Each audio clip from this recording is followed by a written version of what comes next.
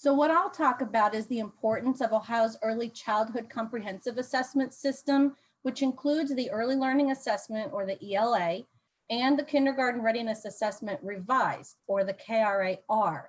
I'm going to talk about how it fits in with Ohio's strategic plan.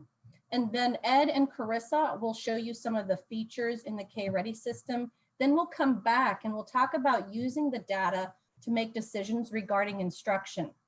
The early learning assessment is designed to support a formative assessment process throughout the school year, as the early childhood teachers collect and analyze information using multiple sources to tailor instruction for the individual needs of each child. The early learning assessment includes skills, knowledge, and behaviors. We call those SKBs. The SKBs are in 7 domains of learning for the ELA, and it is designed for children ages 3 through the end of kindergarten. The purpose of the KRAR is to provide information to stakeholders at the local, regional, and state levels about how well prepared children are for instruction in kindergarten standards. I hope that you've all seen this graphic at some point during the last 2 years.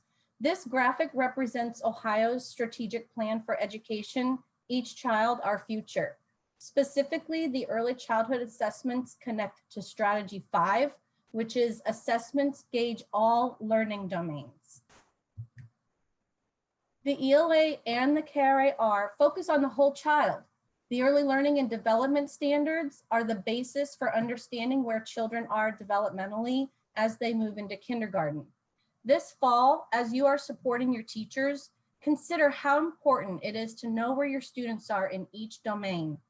The Ohio Department of Education Strategic Plan highlights 4 domains of learning as foundational knowledge and skills, well-rounded content, leadership and reasoning, and social emotional learning. Whereas the ELA and the KRAR assess children in language and literacy, mathematics, social foundations, and physical well-being and motor development. You can use the data from these assessments in combination with your other local resources and other assessments to help support teachers in shaping each child's learning experience to support growth and development. Thank you, everybody, for your ongoing efforts to keep your students safe and successful this school year. We know that you had to make various considerations in planning the start of this new school year.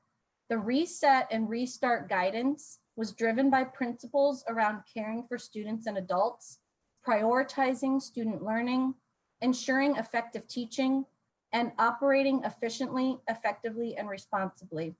It is important to use a data-informed approach using a combination of local and state-generated resources to understand where students are in relation to the standards.